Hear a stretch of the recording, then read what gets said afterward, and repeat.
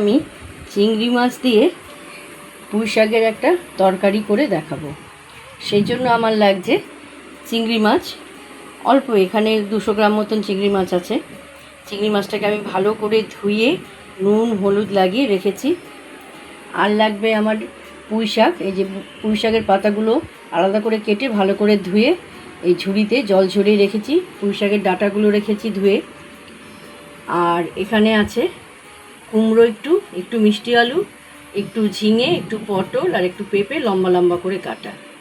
আর এতে আমার লাগবে 5 ফোড়ন, নুন, হলুদ। আর কোনো মশলাই কিন্তু এতে পড়বে না, সেজন্য খুব কম মশলায় এটা রান্না হয়ে যায়। শুধু 5 ফোড়নটা ফোড়নে দিলেই হয়ে গেল, আর একটু তেজপাতা ফোড়ন দিলে, তেজপাতা আর 5 ফোড়ন দিয়েই রান্নাটা হয়ে যায়। তাহলে আমি ইন্ডাকশানে কড়াইটা গরম বসিয়েছি। এবার কড়াইতে তেল দিতে হবে, খুব অল্প তেল দিতে হবে, বেশি তেল না। এই এতটা মতন তেল দিলাম। এবার তেলটা আমাকে গরম করতে হবে। তেলটা আমি একটুখানি ইন্ডাকশানটা বাড়িয়ে দিলাম, তেলটা একটু গরম হয়।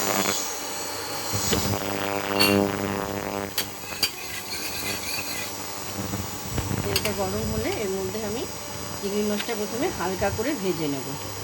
তেলটা গরম হয়ে গেছে, এই ধোঁয়া বেরিয়ে গেছে। এবার আমি চিংড়ি মাছগুলো এর মধ্যে দিয়ে দিচ্ছি।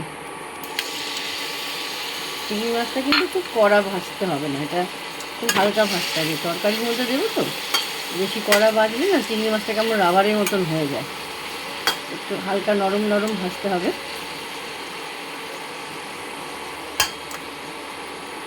চিংড়ি মাছটা এখন একটু আমি ভাজা হতে কড়াইতে রাখছি, আঁচটা কম করে। চিংড়ি মাছটা যে হালকা ভাজা হয়ে গেছে, আর ভাজবো না, বেশি ভাজলে রাবার হয়ে যাবে, একদম রাবারের মতো লাগে। এবার চিংড়ি মাছটাকে আমি নামিয়ে নেব। চিংড়ি মাছটাকে একটা বাসনে আমি নামিয়ে নেব। চিংড়ি মাছটা নামিয়ে এই তেলেই আমি 5 ফোড়ন তেজপাতা দিয়ে দেবো। এই চিংড়ি মাছটা এই তেলে যেহেতু ভাজলাম, এই তেলটার মধ্যে সুন্দর চিংড়ি মাছের একটা গন্ধ এসে গেল। তরকারিতে খুব সুন্দর চিংড়ি মাছের গন্ধটা থাকবে আর কি। তো আমি এবার চিংড়ি মাছগুলোকে নামিয়ে নিচ্ছি। মাছগুলোকে সব নামিয়ে নিয়েছি। এই যে এবার আমি ওই তেলেই, আর তেল দেবো না, 2টো তেজপাতা দিয়ে দেবো। আর আমি এই 5 ফোড়নটা দিয়ে দেবো, দিয়ে একটু নেড়ে নেব। এটা খুব অল্প তেলেই হয়। এটা দেখুন, একটা চিংড়ি মাছ থেকে গেছে কড়াইতে। এটা নামিয়ে নিই। এই তরকারিটা বেশি তেল লাগে না, এই অল্প তেলই হয়। এবার আমি ফোড়নটা একটু নেড়ে নিলাম। এবার এতে ওই যেই আমি সবজিগুলো কেটে রেখেছিলাম লম্বা লম্বা করে, পটল, ঝিঙে টিঙে, মিষ্টি আলু, কুমড়ো, পেঁপে, সেই সবজিগুলো পুরো আমি এর মধ্যে দিয়ে দিলাম, কড়াইতে দিয়ে দিলাম। এবার ভালো করে আমাকে নাড়তে হবে, এই সবজিটাকে ভালো করে নেড়ে দিতে হবে।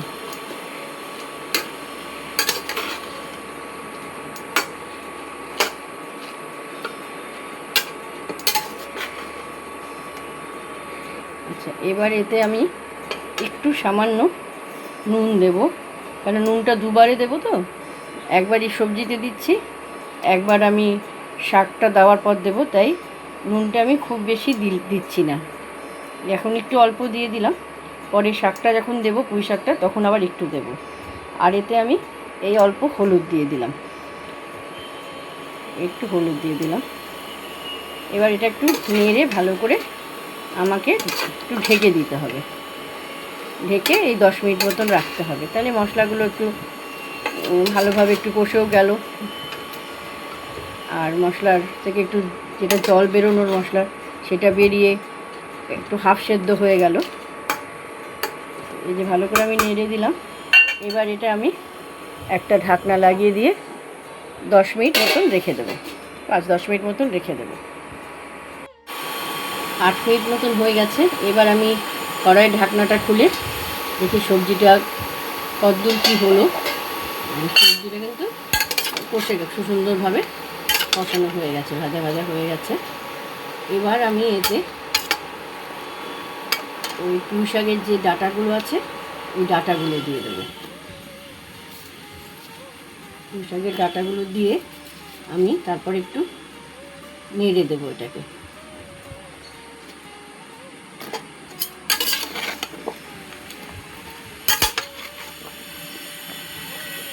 এটাকে ভালো করে সবার সাথে মিশিয়ে দিতে হবে। ডাঁটাগুলো দেওয়া হয়ে গেল। এবার আমি এতে পুঁই শাকটা দিয়ে দেবো। এই পুঁই শাক দিয়ে দিলাম। আচ্ছা, পুঁই শাক দিয়ে আগে আমি অল্প নুন দিয়েছিলাম, মনে আছে বলেছিলাম দুবার নুন দিতে হবে। এই পুঁই শাক দিয়ে আবার একটু আমি তখন হাফ চামচ মতন দিয়েছিলাম, এখন হাফ চামচ মতন নুন দিয়ে দিলাম। এবার এটাকে ভালো করে নাড়তে হবে, ভালো করে সবার সাথে মিশিয়ে দিতে হবে। মিশিয়ে দিয়ে এটাকে আমি ঢাকা দিয়ে কম আঁচ করে রাখবো, কারণ এই সব সবজি থেকে জল বেরোবে। সব সবজির জলটা বেরিয়ে সবজিগুলো আধা সেদ্ধ হয়ে যাবে, তাতে সেদ্ধ মানে সবজির স্বাদটা খুব ভালো লাগে। এই এখন যদি আমি জল দিয়ে দিই, সবজির নিজের জলটা সেভাবে বেরোবে না, তো সেই স্বাদটা আসবে না। সেই জন্য আমি এটাকে এই যে ভালো করে সবার সাথে সবাইকে একদম খুব সুন্দর করে মিলিয়ে দিয়েছি নেড়ে। এবার এটাকে আমি 10 মিনিটের জন্য ঢাকা দিয়ে রেখে দেবো। 10 মিনিট পর ঢাকা খুলে দেখব যে সবজিটা মোটামুটি আধা সেদ্ধ হয়ে আছে। 10 মিনিট হয়ে গেছে। এবার আমি কড়াইয়ের ঢাকনাটা খুলে দিলাম, দেখি কতদূর হলো তরকারিটা। হ্যাঁ, এই দেখুন খুব সুন্দর জল বেরিয়েছে এই যে তরকারি থেকে, সব সবজি থেকে বেশ মজে গেছে। এবার আমি এতে দুটো এই যে কাঁচা লঙ্কা চিড়ে দুটো কাঁচা লঙ্কা দিয়ে দিলাম। দিয়ে আবার একটু ভালো করে আমি নেড়ে দিচ্ছি। নেড়ে দিয়ে আবার এই 5 মিনিটের মতন ঢাকা দিয়ে রাখবো, জলটা যাতে শুকিয়ে যায়। এই সবজির নিজের থেকে যেই জলগুলো বেরিয়েছে সেটা পুরো শুকিয়ে গেলে তারপর আমি উপর থেকে আলগা জল দেব। 5 মিনিট হয়ে গেছে। এখন আমি ঢাকা খুলে দেখি সবজির জলটা শুকিয়ে গেল কিনা। যদি সবজির জলটা শুকিয়ে যায় তাহলে আমি বাইরে থেকে আলগা জল দেবো। হ্যাঁ, এই দেখুন একদম সবজির জলটা শুকিয়ে গেছে, সব টেনে নিয়েছে। এবার আমি এতে খানিকটা অল্প এই যে জল দিয়ে দেবো, কারণ আধা সেদ্ধ হয়ে গেছে। সবজির নিজের যে থেকে যে জলগুলো বেরিয়েছিল তা থেকে আধা সেদ্ধ হয়ে গেছে। এবার আমি এই অল্প করে জল দিয়ে দিলাম, দিয়ে আবার আমি ঢাকা দিয়ে দেবো, দিয়ে 10 মিনিট রেখে দেবো। ঢাকা দিয়ে রান্না করলে না রান্নার স্বাদটা খুব ভালো থাকে। আমার তো ভীষণভাবে একটা অভ্যেস যে ঢাকা দিয়ে রান্না করা, আর একটুখানি আঁচটাকে কম করে করে। এটা ঢাকা দেওয়া থাক। এটা জলটা ফুটে উঠলে আমি চিংড়ি মাছটা এর মধ্যে ছেড়ে দেবো, যে চিংড়ি মাছগুলো ভেজে রেখেছি। 5 মিনিট হয়ে গেছে। আমি ঢাকনা খুলে দেখি জলটা ফুটেছে কিনা। হ্যাঁ, জলটা ফুটে উঠেছে। এই যে জলটা। এবার আমি এতে চিংড়ি মাছগুলো দিয়ে দেবো।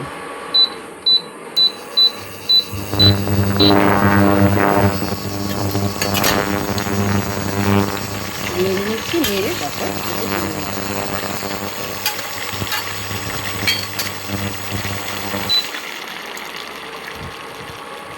এবার পুরো চিংড়ি মাছটা আমি এর মধ্যে দিয়ে দিলাম। এই চিংড়ি মাছের পরিমাণটা যার যার মুখের স্বাদের মতন তারা দেবেন।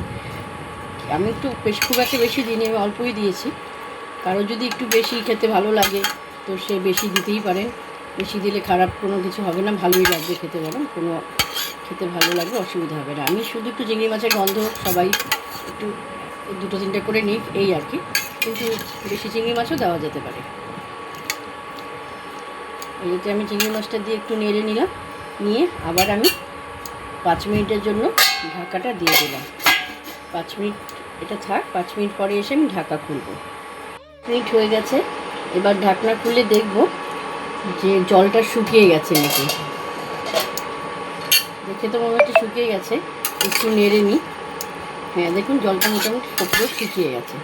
এবার একটু নাড়াচাড়া করে নিলেই কিন্তু চিংড়ি মাছ দিয়ে পুঁই শাকের তরকারি পুরো তৈরি হয়ে গেল। ব্যাস, পুরো হয়ে গেছে, পুরো জল শুকিয়ে গেছে, তরকারিটা মাখা মাখা হয়ে গেছে, সব ভালো করে সিদ্ধও হয়ে গেছে। এবার এটাকে আমি ইন্ডাকশানটা বন্ধ করে কড়াই থেকে নামিয়ে নেব। চিংড়ি মাছ দিয়ে পুঁই শাকের তরকারি পুরো রেডি হয়ে গেছে। আমি কড়াই থেকে নামিয়ে নিয়েছি, নামিয়ে একটা কাঁচা লঙ্কাকে একটু ফুলের মতন কেটে সাজিয়ে দিয়েছি। এটা পরিবেশনের জন্য একদম রেডি। গরম গরম ভাতের সাথে ভীষণ ভালো লাগে খেতে। আর এতে কোনো সেরকম মশলা পড়লো না দেখলেনি, শুধু তেজপাতা আর 5 ফোড়ন দিলাম, আর নুন হলুদ আর লঙ্কা চিড়ে। কিন্তু এত কম তেল মশলা, এবং তেলও কত কম দিলাম, শুধু 5 ফোড়নটা একটু ভাজা হওয়ার মতন।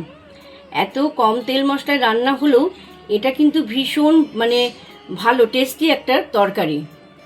আপনারা এইভাবে বাড়িতে চিংড়ি মাছ দিয়ে পুঁই শাকের তরকারি কম তেল মশলা দিয়ে রান্না করে খেয়ে দেখুন কেমন লাগে। তারপর আমাকে অবশ্যই জানাবেন। আপনাদের মূল্যবান মতামতের আশায় আমি বসে রইলাম। আপনাদের মূল্যবান মতামত পেলে আমি পরবর্তী রান্নার ভিডিও করতে ভীষণভাবে উৎসাহ পাই। আজ যারা আমার এই চ্যানেলে লোপার রান্নাঘর প্রথমবার দেখছেন, তাদের কাছে একটা অনুরোধ, তারা প্লিজ সাবস্ক্রাইব করে দেবেন। সবাই সুস্থ থাকবেন, আনন্দে থাকবেন।